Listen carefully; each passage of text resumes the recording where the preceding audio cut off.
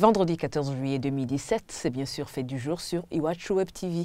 Le porte-parole du gouvernement a animé un point de presse ce vendredi matin sur les faits qui ont marqué le Burundi au cours du mois de juin et celui de juillet. Il a insisté sur les différents rapports sortis sur le Burundi en pointant du doigt l'action de certaines organisations de la société civile qui ont co-signé ces rapports. D'après Philippe Nzobonariba, il y a lieu de se poser des questions sur la neutralité de ces organisations qui travaillent, selon lui, sous couvert de certains gouvernements. Je vous propose de le suivre.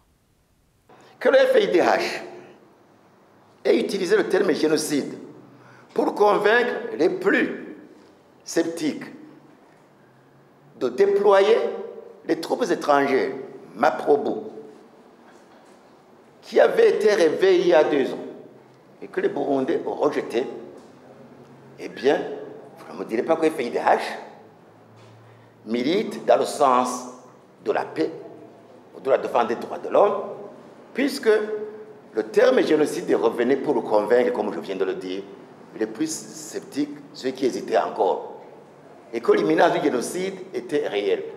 Nous avons suivi la descente aux enfers de la Ligue TEC jusqu'à sa suspension dernièrement, jusqu'à l'impliquer dans un coup d'État, où les dirigeants, les gestionnaires de la Ligue TEC étaient conditionnés par les bailleurs, comme je l'ai dit tout à l'heure. Lorsqu'un bailleur vous impose des conditions moralement inacceptables, ce n'est pas différent de la prostitution. Il vous oblige de faire ce qui moralement n'est pas recommandable. Mais c'est le cas de la FIDH. Le jour où le bailleur lui couperait l'assistance comme ils l'ont fait avec le Burundi, ils ne tiendront pas 3 années que le Burundi a tenu.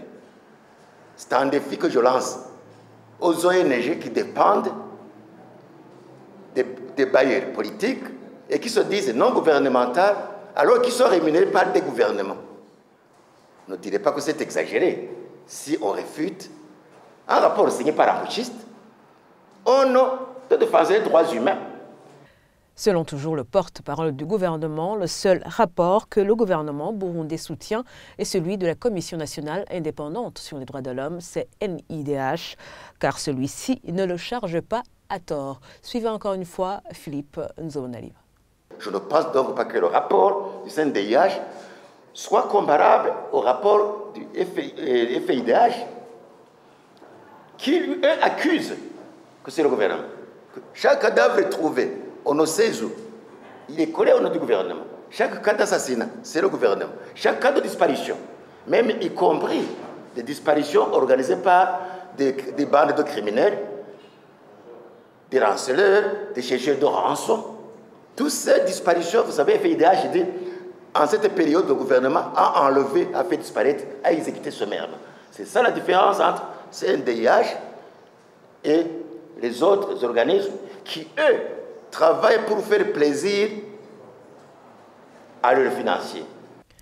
De son côté, en chair, Nicoya Gizé, activiste de la société civile en exil, estime que si ces rapports continuent à parler de risque de génocide, c'est que des chiffres d'assassinats le montrent. Pour lui, le gouvernement avait tout planifié en suspendant ces organisations pour que les rapports qu'elles donnent n'aient pas de valeur. On l'écoute. Le gouvernement burundais est doué. Ils ont trouvé une astuce pour massacrer les gens d'une façon dans la douceur. Aujourd'hui, où je vous parle, nous comptons déjà 1976 personnes, dont 1291 tués, 437 portés disparus et un nombre de 468 cadavres trouvés. Donc, tout en tout, c'est au nombre de 1976. Et ces gens ont été...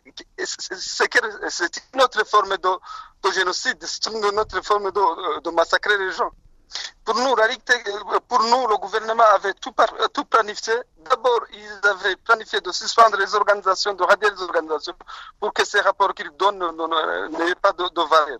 Et aussi pour que les ONG dont il a évoqué ne continuent pas à appuyer ces organisations. Et nous avons résisté, la Ligue TK a résisté, a continué à donner les rapports sans, elle a été radiée, mais c'est même prix de financement. Parce qu'aujourd'hui, ceux qui donnent les informations à la Ligue TK sont ces gens du gouvernement, c'est la population qui se trouve au Burundi, c'est les membres de la Ligue TK, c'est tout. Donc, pour dire que c'est pas le gouvernement a fait tout pour qu'il y ait plus de rapports sur le Burundi, mais il ne se retrouve pas. Comment nous avons continué à donner des rapports? Ils ont fait tout pour qu'on ne puisse pas avoir accès à aucune information au Burundi. Et ce sont des propos recueillis par Sheila Irambona. Et voilà, c'est ici que nous clôturons ce fait du jour. Merci de l'avoir suivi. Je vous souhaite de passer un agréable week-end.